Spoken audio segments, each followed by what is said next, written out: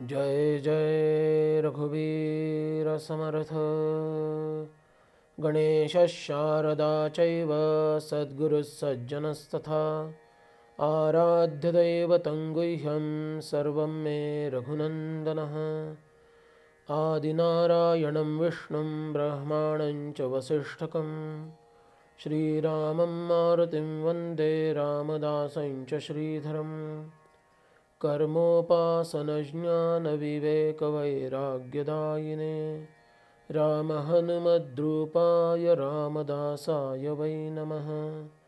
गुरुर्ब्रह्मा गुरुर्विष्णुर्गुरुर्देवो महेश्वरः गुरुः साक्षात् परब्रह्म तस्मै श्रीगुरवे नमः। जय जय रघुवीर समर्थ।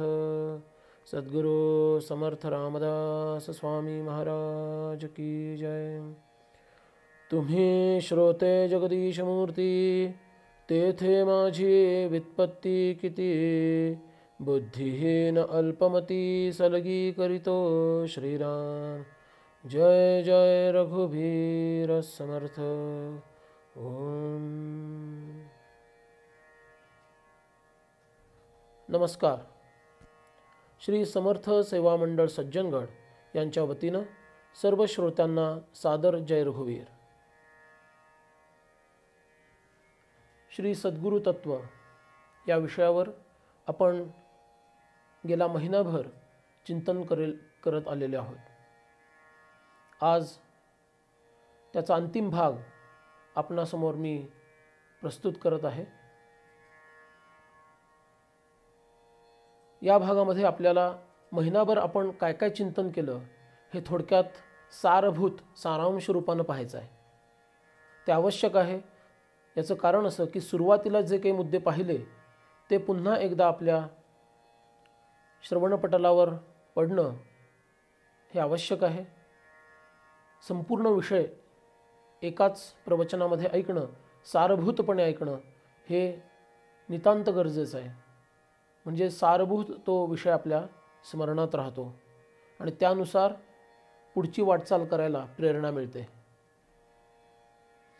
कालच्या प्रवचनामध्ये आपण मुद्दाम सद्गुरू कोण नसतं याच्याबद्दल चिंतन केलं होतं, ज्यामध्ये बुवाबाजी करणारे लोक उत्तम साधक असतील पण अजून सद्गुरू पदावर न पोहोचलेले आणि त्याच अवस्थेमध्ये शिष्यमंडळी गोळा करून स्वतःला सद्गुरू म्हणवून घ्यायला लागणारे अशा वेगळ्या वेगळ्या लोकांचा आपण विचार केला।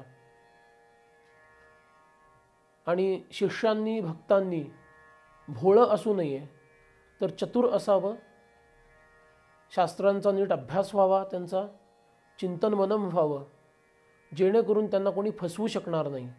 या बुवाबाजीला ते शिकार म्हणून त्यांची होणार नाही, ह्या दृष्टीनं आपण त्याचा विचार पाहिला। आज सारभूत आपल्याला पुन्हा सर्व विषय समजून घ्यायचा आहे। यामध्ये सद्गुरू हा विषय आपण पाहत असताना प्रारंभ श्रुतींपासून केला होता। यस्य देवे परा भक्तिर् यथा देवे तथा गुरौ, हे श्रुतींचं सांगणं आहे। पराभक्ती ही कशी असली पाहिजे, जशी भगवंतामध्ये आहे तशीच ती श्री सद्गुरूंमध्येही असली पाहिजे, असं श्रुतींचं सांगणं आहे। आणि त्यासाठी श्री समर्थ वेणास्वामी यांचा संवाद आपण पाहिला होता की ज्यामध्ये देवासाठी ठेवलेलं पाणी वेणास्वामींच्या सांगण्यावरून त्यांच्या शिष्यांनी समर्थांच्या पाय धुण्यासाठी दिलं असताना समर्थांनी प्रश्न केला की कर्माचाराचा लोप होतोय की काय। आणि वेणास्वामींनी उत्तर दिलं होतं की नाही, आपण सद्गुरुदेव आहात आणि आपलीच शिकवण अशी आहे की सद्गुरुहुनी देव मोठा, जयास वाटे तो करंटा, सुटला वैभवाचा फाटा सामर्थ्य पिसे। त्यामुळं भगवंतासाठी म्हणून जे काही पाणी ठेवलं आहे ते आपण सद्गुरू असल्यामुळं आपल्याला देण्यात काहीच प्रत्यवाय नाही, त्यात कोणताच दोष लागत नाही, कोणत्याही आचारधर्माचा लोप होत नाही।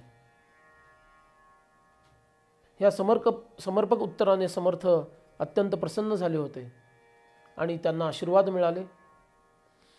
असा हा सद्गुरुदेव की जो भगवंताच्या समकक्ष आहे. हरिहर ब्रह्मादिक नाश पावती सकळिक सर्वदा अविनाश एक सद्गुरुपद. तयास उपमा काय द्यावी नाशिवंत सृष्टी आघवी. पंचभूतिक उठा ठेवी न चले तेथे म्हणोनी सद्गुरु वर्णवेना. हे घे हेची माझी वर्णना अंतरस्थितीच्या खुणा अंतर्निष्ठ जाणती.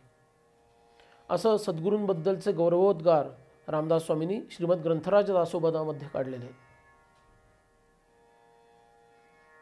हरिहर ब्रह्मांपेक्षाही सद्गुरूंचं महात्म्य जास्त आहे.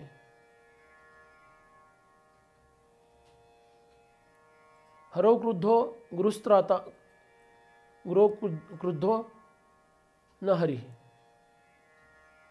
असं गीतेचं म्हणणं आहे, गुरुगीतेचं म्हणणं आहे की भगवान शंकर जर चिडले पण सद्गुरुदेवांनी रक्षण केलं तर त्या भक्ताचं रक्षण होईल. पण जर भगवान सद्गुरूच चिडले तर इतर कोणीही त्यांचं रक्षण करू शकत नाही, त्या शिष्याचं कोणीही रक्षण करू शकत नाही. एवढं सद्गुरूंचं महात्म्य आहे. म्हणून आपण सद्गुरू या शब्दाची फोड केली होती आणि त्यामध्ये गुरु आणि सत, सत हे विशेषण आणि गुरु याच्यामध्ये गुरु शब्दाचे आपण अर्थ बघितले होते, ज्यामध्ये ब्रह्मा देव गंधर्व मानव आदी ज्याचं स्तवन करतात त्याला गुरु म्हटलेलं आहे. जो वेदादी शास्त्रांचं ज्ञान देतो त्याला गुरु म्हटलेलं आहे. जो अत्यंत महान आहे त्याला गुरु म्हटलेलं आहे. जो 16 संस्कारादी कर्म करतो त्यालाही गुरु म्हटलेलं आहे. जो अज्ञानाचा नाश करून धर्माचं ज्ञान शिकवतो त्यालाही गुरु म्हटलेलं आहे. आणि अशा प्रकारे गुरूंबद्दल माता, पिता, थोरला भाऊ, आचार्य, काका, मामा, आईचे वडील, वडिलांचे वडील, सासरे बुवा, रक्षणकर्ता, राजा, वर्णज्येष्ठ असे नाना प्रकारचे गुरु, त्याचप्रमाणे मल्लविद्या शिकवणारे, युद्धविद्या शिकवणारे, परत प्रतिमेतले गुरु, स्वप्नामध्ये उपदेश करणारे गुरु, स्वतःलाच स्वतः गुरु मानणारे असे गुरु, असे अनेक गुरु आहेत. पण हे सगळे जरी गुरु असले तरी सद्गुरू म्हणून घेऊ शकत नाहीत. याचं कारण असो ऐसे अखंड उदंड गुरु, नाना मतांचा विचारू, परी जो मोक्षदाता सद्गुरू तो वेगळाची असे. हे सद्गुरूंचं लक्षण प्रथम सांगितलं की हे सगळे गुरु आहेत हे ठीक आहे, त्यांच्या त्यांच्या अधिकारानुसार, भूमिकेनुसार आणि व्यावहारिक ज्ञानानुसार, अनुभवानुसार ते इतरांना काही ज्ञान, काही माहिती, कौशल्य शिकवत असतात म्हणून ते गुरु आहेत हे खरं. पण ते मोक्ष देऊ शकत नाहीत. मोक्षदाता तो सद्गुरू सांगितलेला आहे. म्हणून सद्गुरू हा कोण आहे? जो मोक्ष देऊ शकतो. मोक्षपाणी असं त्याला म्हटलं, ज्याच्या हातात जणू काही मोक्ष असा आहे आणि तो दुसऱ्याला द्यायला तत्पर आहे, घेणारा असला पाहिजे, असा तो मोक्षदाता, तो सद्गुरू सांगितला. आणि मोक्ष कशाला म्हणायचं? आपण हे बघितलं की चित्तक्षय हा मोक्ष, हा चित्ताचा क्षय होणं, चित्त विलीन होणं. रामे चित्तलय सदा भवतु मे भो राम मामुद्धर. त्या रामामध्ये माझ्या चित्ताचा लय होऊ दे, म्हणजेच चित्ताचा क्षय, नाश होऊ दे. नाश होणं म्हणजेच भगवंतामध्ये विलीन होणं, त्या ब्रह्मस्वरूपामध्ये विलीन होणं किंवा सद्गुरूंमध्ये विलीन होणं, याला चित्तक्षय म्हणजेच मोक्ष असं म्हटलेलं आहे. आणि हा मोक्ष देण्याचं सामर्थ्य जगामध्ये अन्य कुणाचंही नाही. मोठ्या सम्राटातील सम्राट, चक्रवर्ती सम्राट जरी झाला तरीही त्याच्यामध्ये हे सामर्थ्य नाही. एवढंच कशाला, ईश्वरामध्येही सामर्थ्य नाही, सद्गुरूंमध्येच ते सामर्थ्य आहे.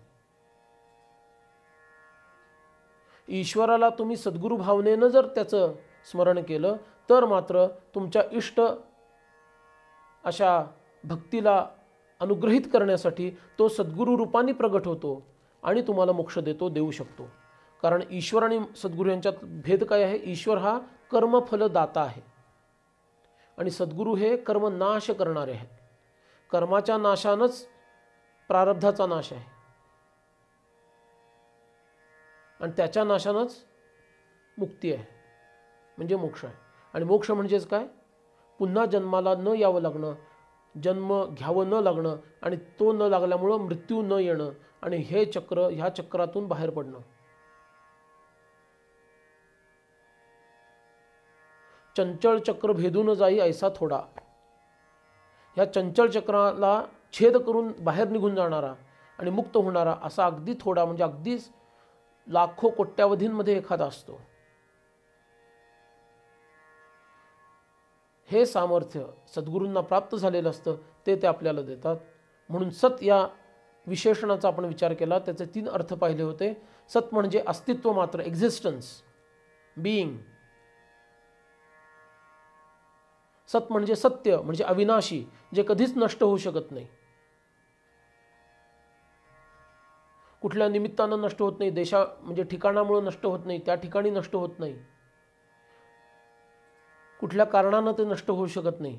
आणि सर्व नष्ट होणाऱ्या पदार्थांमध्ये सुद्धा जे आहे पण जे नाशिवंत नाही, त्याला सत्य असं म्हटलं आणि त्यालाच ब्रह्म असं म्हटलं. जे मोठ्याहून मोठं, आकाशापेक्षा जे मोठं बृहत आहे ते ब्रह्म. अशा अर्थानं असं जो देणारा आणि असं ज्याच्याकडं आहे, माझ्याकडं जर 1,00,000 रुपये असतील तर मी ते दुसऱ्याला देऊ शकतो किंवा त्याच्यातील एक हिस्सा 1,000, 10,000 देऊ शकतो. माझ्याकडे ते नसतीलच तर मी कसे देईन? म्हणून सद्गुरूंकडे ते आहे म्हणून ते दुसऱ्यांना देऊ शकतात. म्हणून सद्गुरू असा मिळून सद्गुरू शब्द आपण पाहिला. हे सद्गुरूचं महात्म्य आणि लक्षण आपण नानाविध युक्तिप्रयुक्तींनी पाहत गेलो.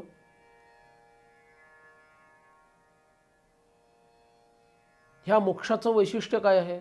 मुळात संसारामध्ये आम्ही अडकलेलो आहोत याचं ज्ञान आम्हाला नसल्यामुळं ते तुम्ही अडकलेले आहात हे याची जाणीव करून देणं हे पहिलं काम सद्गुरूंचं आहे, फार महत्त्वाचं. संसार म्हणजे सवेच स्वार, नाही मरणास उधार, मापी लागिले शरीर घडीने घडी, नित्य काळाची संगती, न कळे होणाऱ्याची गती, कर्मासारिखे प्राणी पडती नाना देशी विदेशी, भरता संचिताचे शेष नाही क्षणाचा अवकाश, भरता न भरता निमिष जाणे लागे. जाणे लागे म्हणजे मरावे लागे. सरता संचिताचे शेष नाही क्षणाचा अवकाश, भरता न भरता निमिष जाणे लागे. निमिष म्हणजे काय? पापणी लवण्यासाठी जेवढा वेळ लागतो, आजच्या भाषेत म्हणायचं असेल तर मायक्रोसेकंड, नॅनोसेकंड असं काहीतरी म्हणू, एवढा सुद्धा सूक्ष्म काळ तो मृत्यू म्हणजे यमराज किंवा त्याचे दूत त्या जीवाला जास्त ह्या पृथ्वीवर राहू देत नाहीत. म्हणजे मायक्रोसेकंड, नॅनोसेकंड एवढाही जास्त काळ या जीवाला या पृथ्वीवर राहायला परवानगी नाही. त्याची घटका भरली की भरली, काहीही झालं तरी त्याला जावंच लागतं. हे इथलं वैशिष्ट्य आहे. आणि त्याचा काय काय त्याग होतो? पैसे इथंच राहतात. पूर्वीच्या काळात स्थावर जंगमात्मक संपत्तीमध्ये गुरं वगैरे पण मानली जायची, पशुपक्षी हेही इथंच राहतात, पत्नी इथंच राहते, त्याचे सगळे सोयरे मित्र गल्लीतले आणि इकडचे कामावरचे हे सगळे लोक तेही इथेच राहतात. ते त्याला स्मशानापर्यंत घेऊन जातात फार तर.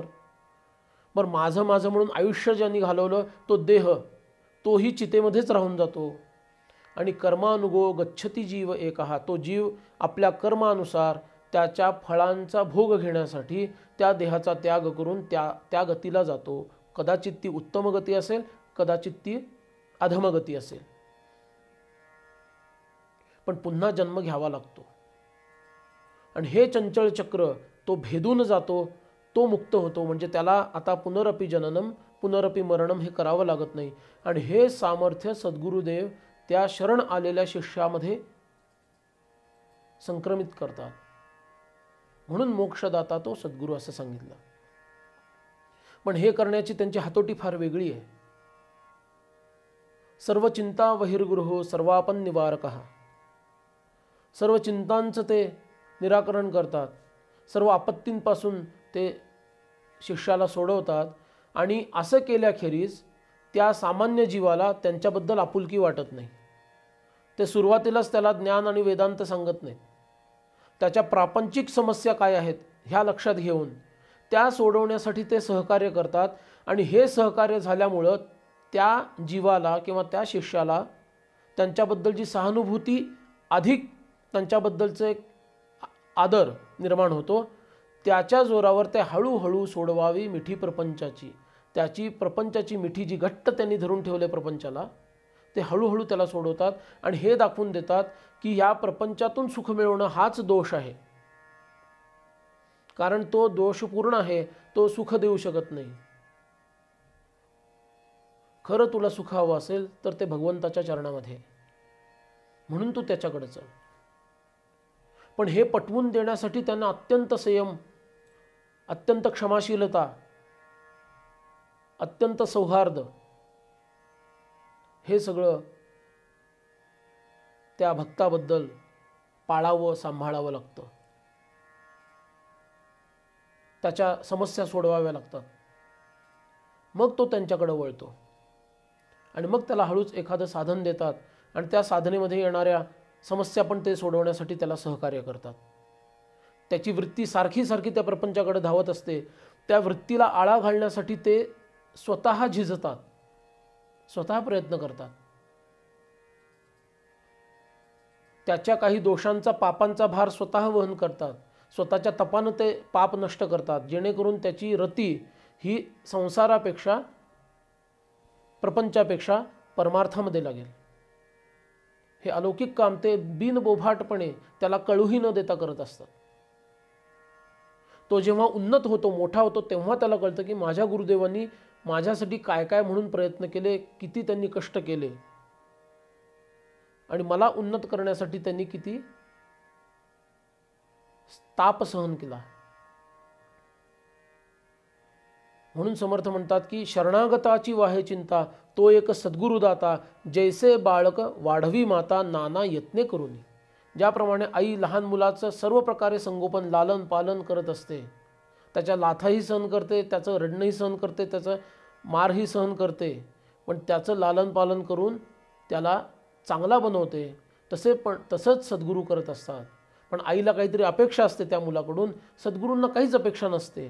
कारण ते निरपेक्ष भावनेनं फक्त भगवंताची इच्छा, त्याची आज्ञा पालन करायची या बुद्धीनं हे सगळं ते परोपकारार्थ करत असतात. हे त्यांचं मोठेपण आहे. म्हणून ते आईवडिलांपेक्षाही महान, श्रेष्ठ मानले गेलेले. आईवडिलांना काहीतरी अपेक्षा तरी आहे, पण त्यांना काहीच अपेक्षा नाही आहे.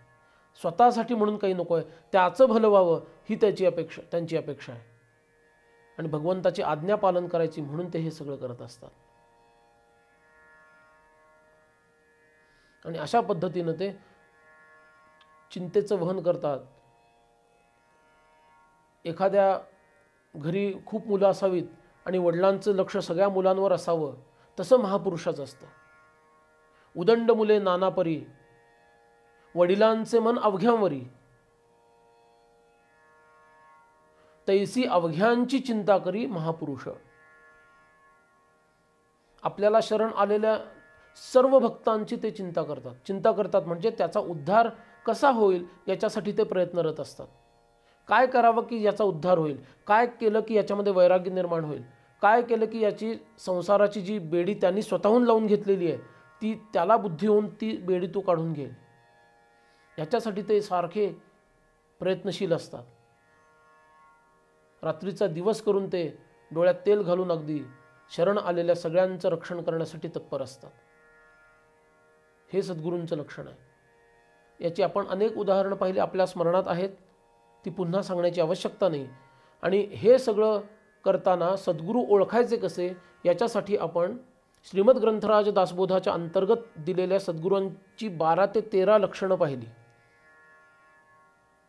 त्याच्यामध्ये ज्ञान, त्याच्याच अंतर्गत विवेक अशी कल्पना मांडण्यात आली होती. वैराग्य, भक्ती, स्वधर्म कर्म, साधना,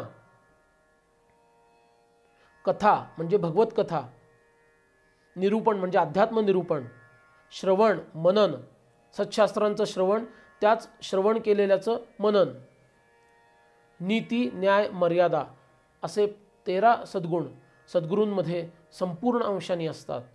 आणि याच्यातील एक जरी सद्गुण कमी असेल तरी तो मनुष्य स्वतःला सद्गुरू म्हणवून घेऊ शकत नाही. हा सिद्धांत समर्थांनी सांगितलेला आहे. अशा नानाविध गुणांचा परिपाक त्यांच्या जीवनामध्ये आपल्याला पाहायला मिळतो. ज्ञानामध्ये आत्मज्ञान हा विषय आपण पाहिला. मीच ब्रह्म आहे, मी जीव नाही, मी ह्या एका देहानं परिच्छिन्न बांधलेला नाही, मी मन नाही, मी बुद्धी नाही, मी अहंकार त्यातला नाही, ह्या देहामध्ये चालणारे प्राण म्हणजे मी नाही. तर काय आहे, सच्चिदानंद स्वरूप जे ब्रह्म आहे तेच मी आहे ह्याची पूर्ण अनुभूती फक्त बुद्धीला कळणं नव्हे, साक्षात अनुभूती अखंड असणं याला ज्ञान असं म्हणतात, म्हणजेच आत्मज्ञान. हे सद्गुरूंचं प्रधान लक्षण आहे. सगळ्यात पहिल्यांदा हे लक्षण दिलं म्हणजे या लक्षणानेच ते युक्त असले पाहिजे. हे नसेल आणि इतर सगळं जरी असेल तरी काही उपयोग नाही. सद्गुरूसाठी इतर कुठल्याही सद्गुणांचा काही उपयोग नाही. हे ज्ञान त्यांच्यामध्ये असलं पाहिजे तरच ते सद्गुरू. नाहीतर ते उत्तम साधक असू शकतात पण सद्गुरू म्हणून घेऊ शकत नाही. त्यामध्ये विवेक हा विषय आपण बघितला. विवेकामध्ये आत्म अनात्म, नित्य अनित्य, सार असार या विवेकांचं आपण चिंतन केलं. सगळ्यांचा जवळपास अर्थ एकच आहे की आत्मा हा सार आहे आणि आत्म्या व्यतिरिक्त जे काही आहे ते असार आहे. वैराग्य फार महत्त्वाचा विषय. इहामुत्र फलभोग विरागः. इह म्हणजे या ऐहिक जीवनाबद्दल आणि अमुत्र म्हणजे पारलौकिक जीवनाबद्दल त्यांच्या मनामध्ये थोडीही अभिलाषा नसते. पारलौकिक जीवन म्हणजे अगदी यक्ष किन्नरांच्या लोकांपासून इंद्रादी देवतांच्या म्हणजे स्वर्गादी लोकांपासून ते ब्रह्मलोक, वैकुंठ आदी आदी कशाबद्दलही त्यांना अपेक्षा नसते. त्यांना सायुज्य मुक्तीच फक्त हवी असते आणि ती मिळालेली असते.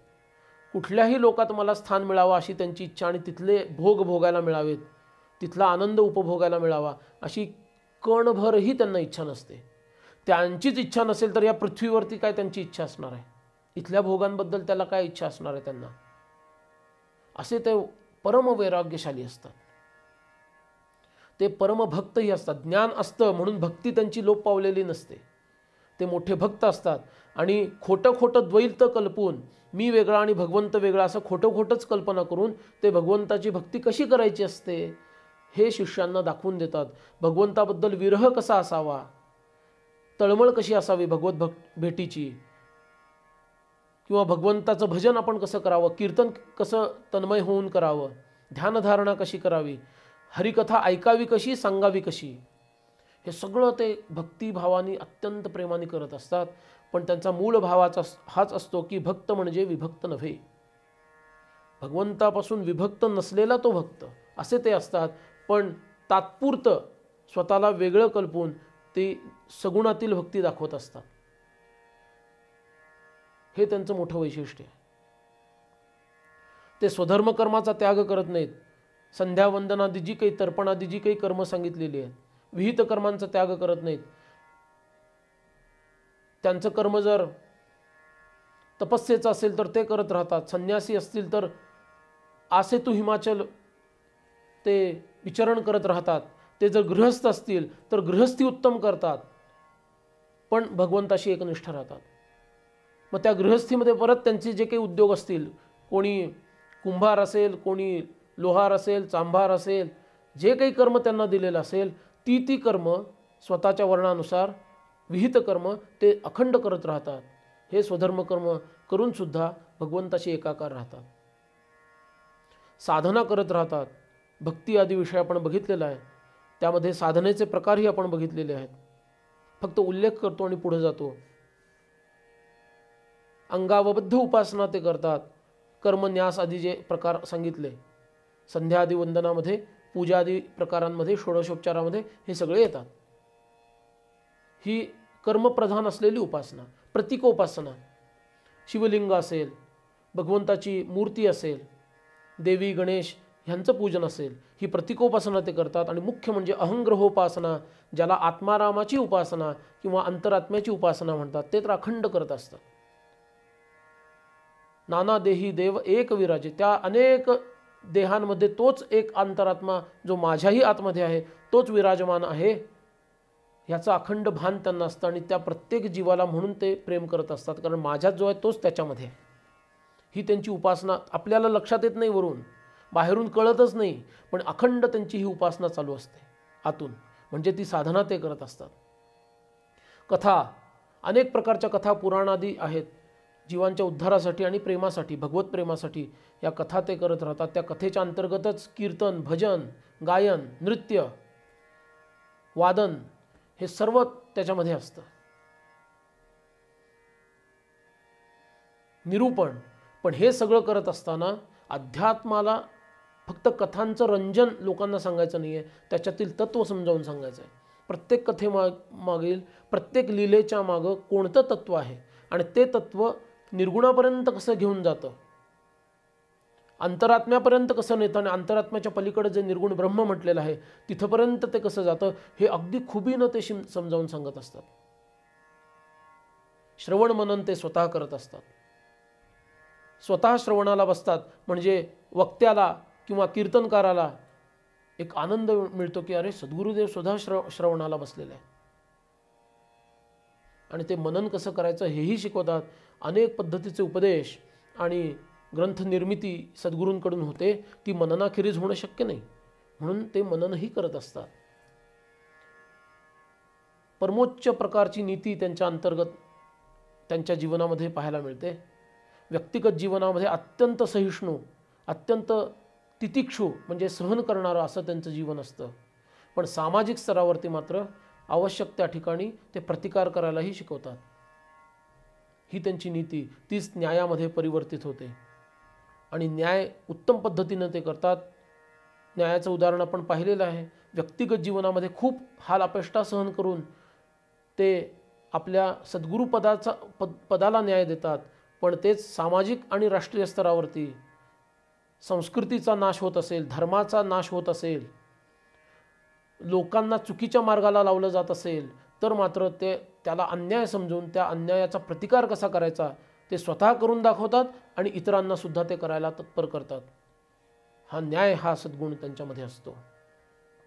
आणि महत्त्वाची गोष्ट म्हणजे मनुष्यत्व मिळाल्यानंतर मनुष्यत्वाला न्याय म्हणजे भगवत प्राप्ती आहे, ह्या अर्थानं सुद्धा ते स्वतः तर तरतातच, पण अनेकांना तारतात आणि आपल्या सद्गुरू या बिरुदावलीलाही योग्य न्याय देतात आणि इतर शिष्यांना मनुष्य असण्याला योग्य न्याय देवतात आणि त्यांच्याकडून भगवत प्राप्ती करवून घेतात आणि त्यालाही सद्गुरुपदावर अधिष्ठित करतात. आपणासारखे करीती तात्काळ, नाही काळ वेळ तया लागे. आणि सर्व प्रकारच्या मर्यादा यांचं ते पालन करतात. मर्यादा म्हणजे प्रतिष्ठा, पराकाष्ठा या अर्थानं आत्तापर्यंत सांगितलेले सर्व 12-13 सद्गुण यांची ते पराकाष्ठा, परिसीमा पार करतात. आणि मर्यादा म्हणजे व्यवहारामध्ये त्या त्या भूमिकेच्या ज्या ज्या मर्यादा सांभाळायच्या आहेत, भगवान रामचंद्रांना आदर्श मानून, मर्यादा पुरुषोत्तम भगवान रामचंद्रांना आदर्श मानून त्यांनी ज्याप्रमाणे जीवन जगून दाखवलं तसं ते स्वतः जगतात, स्वतःच्या भूमिकेतून. अशा पद्धतीनं आपण सद्गुरूंच्या लक्षणांचा अभ्यास केला आणि अशांमध्येच सद्गुरुत्व विलसतं. अशा सर्व गुणसंपन्न महापुरुषालाच सद्गुरू म्हटलं पाहिजे, कारण बुवाबाजीची गडबड फार मोठी आहे, पूर्वापार ते चालत आलेलं आहे. याच्यापासून आपण सावध राहिलं पाहिजे, म्हणून मागच्या प्रवचनामध्ये आपण त्याचं चिंतन केलं. ह्या बुवाबाजीपासून आपण वाचलं पाहिजे. आणि आपण दुसरा कधी कधी साधक चांगला असतो, कथेकरी असेल, कीर्तनकार, प्रवचनकार असेल, शुद्ध अंतःकरणानं करत असतो, एखादा सेवेकरी असेल, पण लोकच असे त्याच्या मागं लागतात की त्यालाच वाटायला लागतं की अरे मी कोणीतरी विशेष आहे. म्हणजे त्याचंही आपण पतन घडवतो आणि आपलंही घडतं, कारण चुकीच्या माणसाचे पाय धरले. ह्याच्यापासून त्यालाही वाचवावं आणि आपणही वाचावं. किंवा असा कोणी बुवा असेल, बुवा याचा अर्थ बुवाबाजी करणारा, तर त्याच्या लपेट्यामध्ये आपण येता कामा नये. ह्या दोन्ही अर्थांनी आपण स्वतःचं रक्षण केलं पाहिजे. त्याच्यासाठी एवढ्या सुंदर लक्षणांचा समर्थांनी उपदेश केलेला आहे, त्याचं अखंड चिंतन आपल्या चित्तामध्ये असलं पाहिजे आणि त्या लक्षणांचं चिंतन केल्यामुळंच आपल्याला शरणागती प्राप्त होणार आहे. हे स्मरणात असलं पाहिजे. पण ह्या सद्गुरूंचं हे महात्म्य लक्षात आलं तरी मला त्यांच्याशी संपर्क कसा साधता येईल, तर त्यांची कृपा संपादन करून तो मिळणार आहे. त्यांची कृपा जर मला संपादन करता आली, मी जिथं कुठं असेन, जसं मगाशी सुरुवातीलाच म्हटलं की सद्गुरू सर्वत्र आहेत. ते एका देहानं बांधलेले नाही आहेत. आपल्याला देह पाहायची सवय आहे म्हणून आपल्याला सद्गुरू देहरूपात पाहिजेत असं वाटतं. काही चूक नाही आहे, पण म्हणून ते देहरूपात आत्ता माझ्यासमोर नाही आहेत म्हणून ते नाही आहेत हे मानणं आपण सोडलं पाहिजे. म्हणून जिथं कुठं असं आपण असू त्या ठिकाणी आपण सद्गुरूंची उपासना केली पाहिजे. भगवान श्रीधर स्वामींनी सांगितलं की अरे तुम्ही कुठल्याही देवतेची जरी उपासना केली तर त्या देवतेला सद्गुरू या भावनेनं त्याची उपासना करा. कारण त्या देवतेची उपासना ईश्वर या भावनेनं केली तर तो कर्मफलदाता आहे. मग गणपती असू दे, देवी असू दे, विष्णू असू दे, शंकर असू दे, अन्य कोणत्याही देवता असू देत, त्यांची जर आराधना आपण ईश्वर या भावनेनं केली तर तो कर्मफलदाता होईल. माझ्या सत्कर्माचं तो पुण्य देईल आणि दुष्कर्माचं काय देईल, मला पाप माझ्या पदरात टाकेल. पण त्याच ईश्वराला जर मी सद्गुरू या भावनेनं भजन त्याचं केलं, पूजन केलं, तर तोच सद्गुरू रूप धारण करेल आणि माझ्या सर्व प्रारब्धाचा नाश करेल, संचिताचा नाश करेल, प्रारब्ध तेवढं शिल्लक ठेवेल हा जन्म जगण्यासाठी आणि ह्याच जन्मात मला मुक्त करेल. म्हणून कुणाचीही आराधना केली तरी ती सद्गुरू भावनेने करावी. हे फार महत्त्वाचं लक्षण आहे. जर मोक्षाची अपेक्षा असेल तर हे पाहिजे, ते पाहिजे, पुढला जन्म मला असा पाहिजे, हे जर हवा असेल तर ईश्वर भावनेनं करा, काही हरकत नाही. पण मग पुन्हा जन्म, पुन्हा त्याच्यातून पतन कधीतरी होणार, पुन्हा कुठल्या तरी नीच योनीत जाणार, हे सगळं चक्र चालू राहणार. पण जर मोक्ष हवा असेल तर कुणाचीही आराधना करा, भगवंताची करा अथवा प्रत्यक्ष सद्गुरूंची करा, पण सद्गुरू या भावनेनंच करा. हे श्रीधर स्वामींचं स्पष्ट सांगणं आहे. कारण सद्गुरू हे तारक आहेत. पण असे सद्गुरू आपल्याला कृपा कशी करतात? सद्गुरू कृपा हेच केली जेणे बुद्धी प्रकाशली, द्वैत कपाटे निरसली एक सरी. सर्व द्वैत कपाट जे आहेत म्हणजे द्वैताच्या ज्या भावना आहेत त्या सगळ्या निरसन होतात जर सद्गुरूंची कृपा झाली तर. आणि ती कृपा कशी होते? सद्गुरूंना आपण अनन्य भावे शरण गेलो तर ती होणार आहे. सर्व माझं चालवणारे सद्गुरू आहेत. जे काही दुःख होत आहे मला ते सुद्धा सद्गुरूंनी माझ्यावर कृपाच केलेली आहे. आणि जे काही माझा आनंदाचा भाग आहे तो तर त्यांची कृपा आहेच. ह्या भावनेतून जगता यायला पाहिजे. तो अभ्यास आपल्याला करता आला पाहिजे. आणि तो अभ्यास करण्यासाठी मी आपल्याला आठवत असेल की गुरुपौर्णिमेच्या दिवशी जो काही संदेश समर्थांच्या ओवींच्या माध्यमातून दिला होता त्यामध्ये असा संकल्प सोडण्यास विनंती केली होती, विशेष करून 60च्या पुढच्या लोकांना, की 3.25 कोटी नामस्मरणाचा जपाचा संकल्प सोडावा. 60, 65, 70 एवढ्या माळा, 108 माळेचा 108 मण्यांची एक माळ, 60 माळा प्रत्येकी केल्या तर 14 वर्षात 3.25 कोटी पूर्ण होतात. 65 केल्या तर अंदाजे 13 वर्षात आणि 70 केल्या तर अंदाजे 12 वर्षात पूर्ण होतात. एका तासामध्ये 15 ते 20 माळा जप झाला असं मानलं तर 3 ते 4 तासामध्ये ह्या 70 माळांचा जप पूर्ण होतो. हे 60च्या पुढच्या लोकांसाठी सांगितलेलं आहे. त्याच्या अलीकडच्या लोकांनी जेवढं शक्य आहे त्यांच्या कामातून तेवढा वेळ काढून जप करावा, भगवंताची सेवा करावी, चिंतन मनन करावं. आणि गृहिणींसाठी एक विशेष मी विनंती केली होती की त्यांनी शास्त्रांचा, विशेष करून भगवंताच्या लीला ज्याच्यात आहेत, संतांच्या लीला ज्याच्यात आहेत अशा ग्रंथांचा अभ्यास करावा. आणि त्याचा उपयोग स्वतःच्या जीवनाच्या उन्नतीसाठी आणि विशेष करून आपल्या मुलांना संस्कार देण्याच्या उद्देशानं अवश्य करावा. कारण पुढच्या पिढीला दूरदर्शन बघूनच रामायण माहीत झालेलं आहे, महाभारत माहिती आहे, पुराणं माहिती आहेत, प्रत्यक्षात माहीत नाही. तुम्हाला जर दुपारचा वेळ मिळत असेल तर त्याचा असा सदुपयोग का न व्हावा असं मी आवाहन केलं होतं. त्याचं पुन्हा स्मरण करून देतो. आणि ह्याच माध्यमातून सद्गुरूंची शरणागती आपली वाढणार आहे.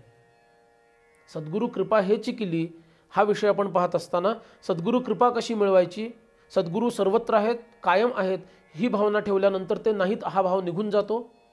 त्याच्यानंतर आपण अनन्य शरण व्हायला पाहिजे, म्हणजे त्यांची कृपा होते हे पाहिलं. अनन्य शरणागती कशी येईल, मी या सत्शास्त्रांचा अभ्यास केला आणि मगाशी म्हटल्याप्रमाणे जो काही जप मी आपणापुढं त्याचं निवेदन केलं तो जर मी उत्तम पद्धतीनं केला तर आपोआप शरणागती वाढत जाईल. ह्या माध्यमातून आपण सद्गुरूंना शरण जाऊया. आणि गेला महिनाभर आपण एका अर्थानं हा यज्ञच पार पाडला असं म्हणू. सद्गुरूंचा उपदेश आपल्याला व्हावा अशी आपण इच्छा करूया. आणि परिपूर्ण असणारे सद्गुरू आम्हासही आमचं जीवन परिपूर्ण करोत आणि आमच्या ऐहिक उन्नतीबरोबरच आमचं पारमार्थिक म्हणजे आमच्या मुक्तीची व्यवस्था याच जन्मी होवो अशी आपण त्यांच्या चरणी प्रार्थना करूया. आणि पूर्णत्वाचं प्रकटीकरण करणाऱ्या श्रुतीचं मंत्र म्हणून आपण या प्रवचन मालिकेची सांगता करूया. सांगता म्हणण्यापेक्षा तिला पूर्णत्वाला नेऊया. ओम पूर्णमदः पूर्णमिदं पूर्णात् पूर्ण उदच्यते पूर्णस्य पूर्णमादाय पूर्णमेवावशिष्यते. ओम शांति शांति शांति. सद्गुरुदेव की जय. जय जय रघुवीर समर्थ.